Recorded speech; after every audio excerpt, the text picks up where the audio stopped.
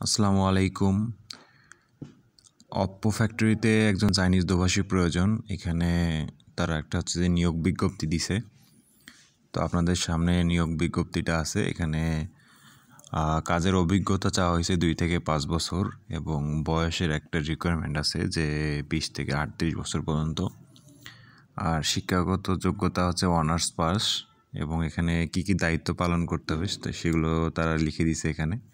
এবং প্রয়োজনীয় যে কাগজপত্র লাগবে সেগুলো হচ্ছে যে CV, voter ID card, passport size ছবি, শিক্ষাগত যোগ্যতার সনদ, এইচএসকে সার্টিফিকেট এটাও লাগবে।